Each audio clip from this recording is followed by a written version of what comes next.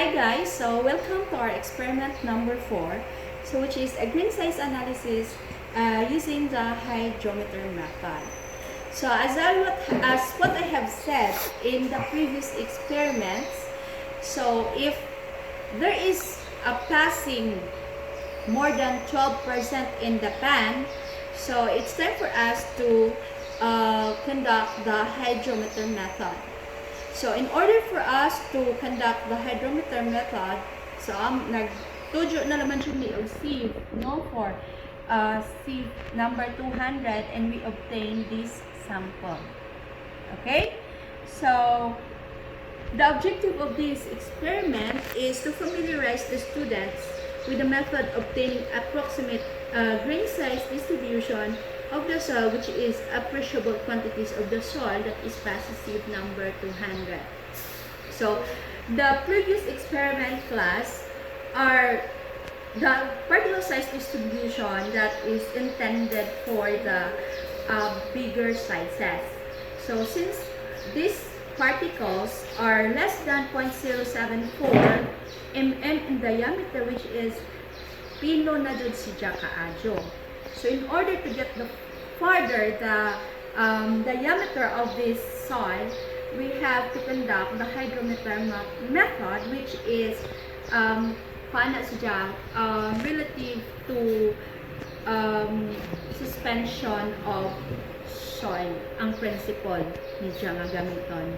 Okay? So, the equipment that we need for this experiment is the sedimentation cylinder. We have the 1000 ml cylinder. Then we have the hydrometer. So this one, the hydrometer. Okay. And then the soil dispersion device, which is a malt mixer. What man tayo malt mixer? So I'm going to put the solution here in the beaker with the use of the stirring rod. And then we have dispersion agent, the sodium silicate. Ito na dila predicted na ijahang kanang label. So this is sodium silicate. This is a 40% concentrated solution of sodium silicate. But in this case, we just need a 4% solution. So, kinahanglan pa nila ito siya i-mix into 1000 ml of water, no, para makakuha pa of 4% solution. So, unsa gamit sa dispersion agent class? So, since, di ba, very small ang atong particles nga gamiton.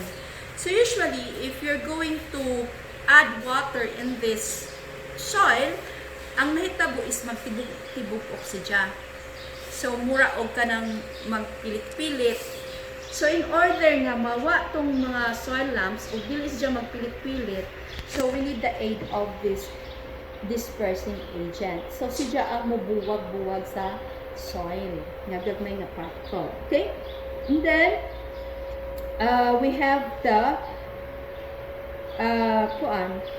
optional one na hydrometer bath para uniform unta ang atong temperature sa atong water sa atong cylinder. So dapat unta i-soak mo siya og hydrometer bath, pero kay wa man, so okay ra gihapon bisan wa. Then we have the thermometer. Okay? And make sure that class that the soil that the water that you're going to use is distilled water. So, anong distilled water man? So, distilled water siya para free from any form of minerals. So, dili siya makahatag o kanang naay another reaction with our soil. So, ang distilled is very pure siya. Okay? And, gibutang ni siya sa ref kay mas preferable siya kung very low ang imuhang temperature. Okay, so hydrometer analysis is widely used method in obtaining estimates of distribution particle sizes from sieve number 200. Okay, so that is around 0.0001 mm. So very ka gagmay na siya. Then mo na siya imong i-add unta sa imong particle size distribution curve, di ba? And in stop naman ta og 0.0074 kay we have only the sieve number 200. Okay. So actually the distilled water class in determination of the GS. So, since para madali ta, no? Because we are going to obtain JS class in the next experiments pa. So, let's just assume GS is equals to 2.65. So, which is the standard, most standard nga specific gravity for the soil. So, para dili na ta mo gamit o correction. Okay?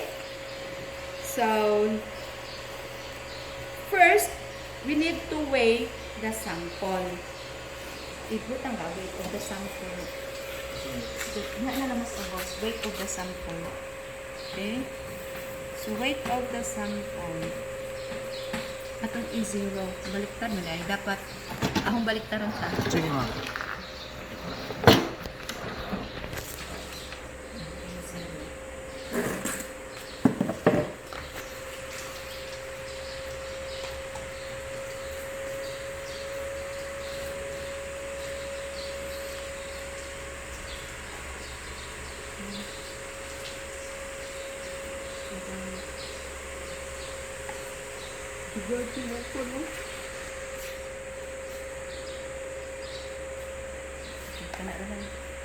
That is 0.05 kilograms, so 50 grams. So I obtained 50 grams of the sample, and then I need to add I need to get 5 ml of the sodium silicate and added 125 niya. Ano na lang 125. Kindly pag-transfer na lang yung receipt para dili kadyo. Yan na para dili lisod. So di lang daghan na. Sige sakto.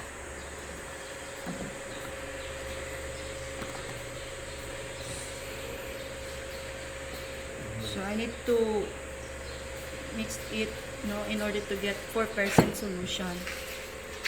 Jabo ira gamay.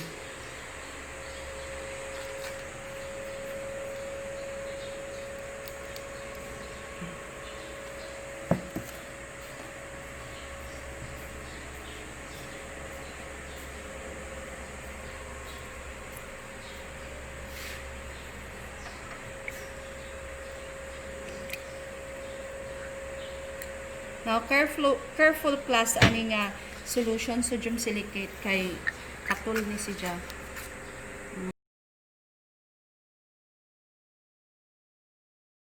Talin ka na lang. 125 water. Sige pa. Up. Sige pa. Sige ba gamay? Lower meniscus ha. Object na. So, mix.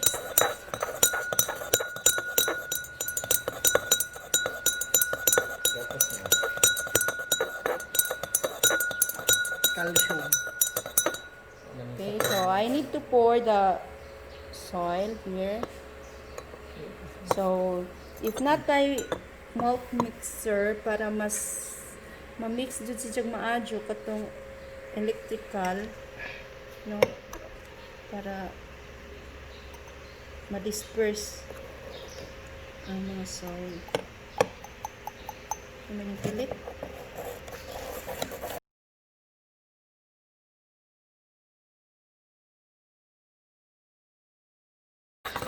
So, you have to mix it very well para magbuwag-buwag jud sila.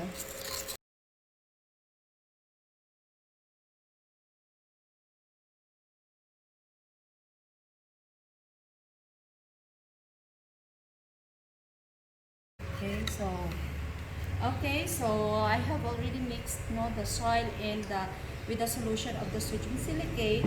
So I have to transfer this one into our sedimentation cylinder. Okay.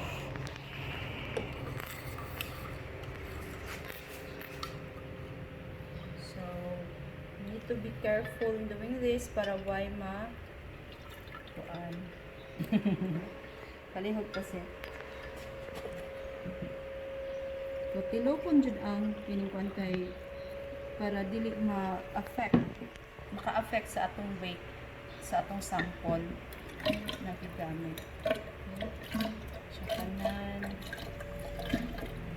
Oops. 1,000. Yeah, it-ara dili para ma. Oh. Sige ba? Sige na. Okay, so we need to distort this this sample para ma-mix siya with water. Okay, so we decided to have a time lapse reading after 5 minutes, 10 minutes, 15 minutes, 20 minutes, 25 and 30 minutes. So that is continuously na basahon after mixing the sample. Kana. Sige. Mas kuan pa. Napaka-ajoy usik. Sige, kana. Kamot mo ang gamit sa ulo. Oh, di ba? I-upside down sitol na ba? Ay, sige na. At least it-ajoy. Okay. So, I need to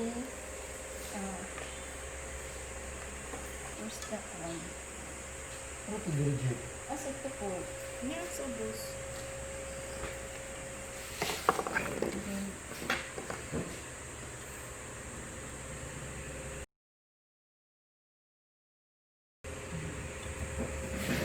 Okay, so we are going to wait 5 minutes, no?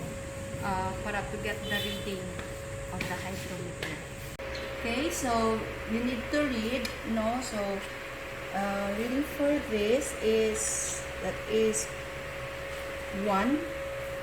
So 1 na if na asj junk fruit sa ijahang kwan, and then the reading for the temperature is bilang na si John, that is 27 degrees. So 27 degrees and then 1 in reading. So time of reading is 11:27. 11:27. Then the temperature is 27 degrees Celsius and the reading is 1. This is the end of our 10 minutes. So we need to read. Okay, so that is above. If you see na, focus receipt. So that this is 1. So above mo na siya. So imo na basan 1, 2, 3, 4, 5, 6, 7, 8, 9, 10. So that is 0.99.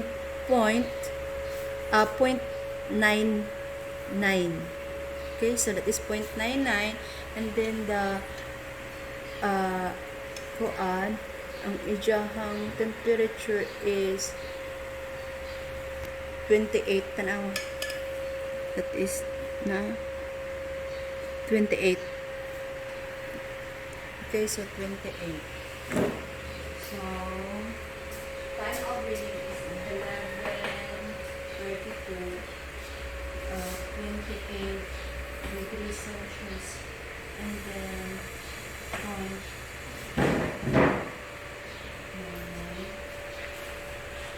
of our 15 minutes time elapsed. So temperature reading is still 28 degrees, and then the reading for this one is above, I guess that is 0.985. So 0.985. 11:37.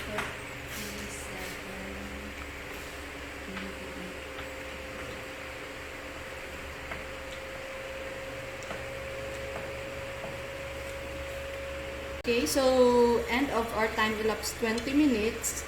So temperature is, again, it's still 28 degrees Celsius. And then for the hindi na natin maklarify sa I need to kuan na naman let it float na naman kaya we cannot read it anymore because wa na patong frost bitaw. So that is above 1 ano? Yes, ma'am. So 1, that is 1.1. So 1.1 reading is 1.1 and then 28 degrees 11:42.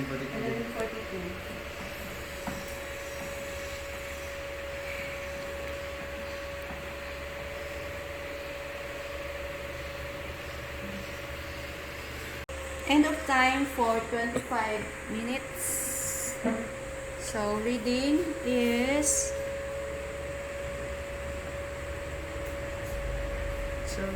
that is 1.05 and then for the temperature 29 degrees Celsius. 29 degrees Celsius. Okay, so we have the 30 minutes time elapsed. So the reading is, i-focus na po. So that is 1. That is 1. No? So 1. And then for the temperature, that is 29 degrees.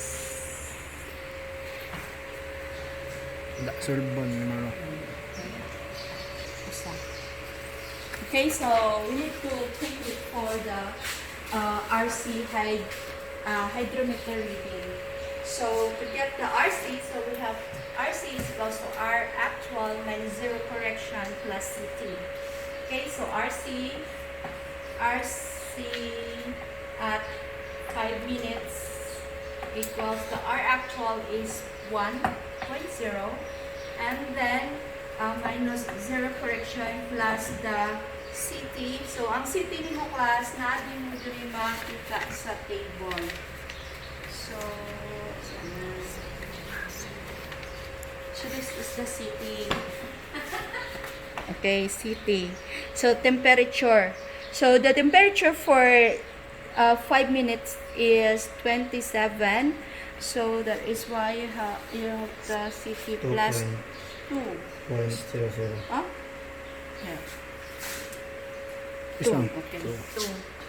0.00. So that is 3. So 3 and RC. So percent finer. So percent finer is RC over WS times 100. So that is if the GS or the specific gravity of your soil is equals to 2.65. Now since we assume, assuming that our GS is 2.65, so assume G sub S is 2.65. Okay, ito ang so, we don't need correction. But if our GS is not 2.65, so we have to put the correction and then naanganhi ang atong correction for each GS. Equivalent kung naadinhi ang atong kung example 2.85 ang atong GS, so mo na atong correction 0.96. Okay, so since 2.65 siya, so we just simply use the RC over WS. Okay, so percent finer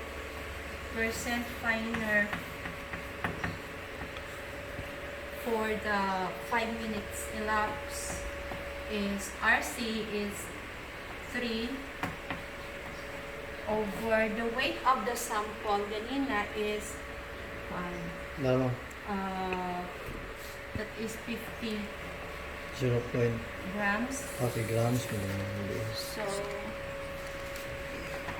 times 100. Bilangan. 6. Ha? 6. 6%. Hmm. So, that is 6%. Okay, so percent final is 6%. Now, to obtain your L should be taken also from the table. So, here is your L. Okay, L.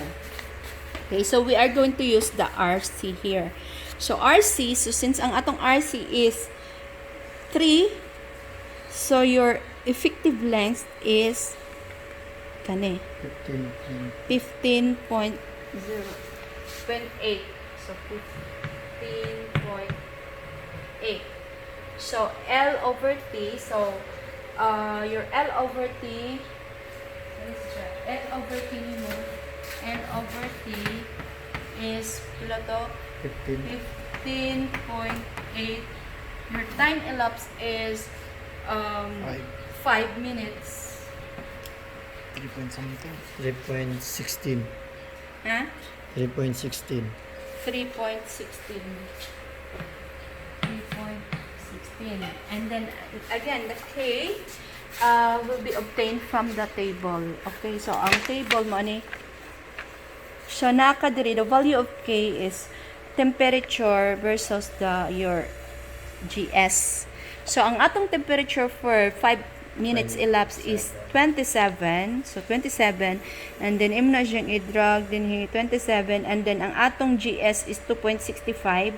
0. So 126.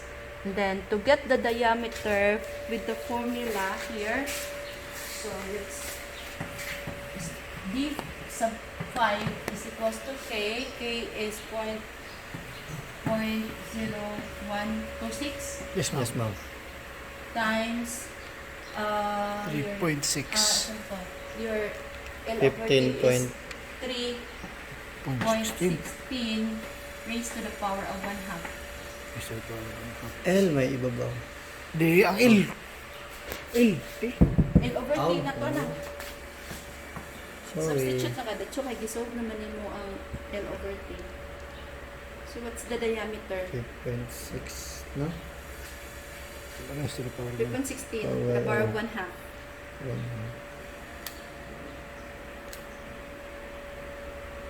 That is, okay, 0.022. 0.022. So, muna ang imuhang diameter class. 0.022.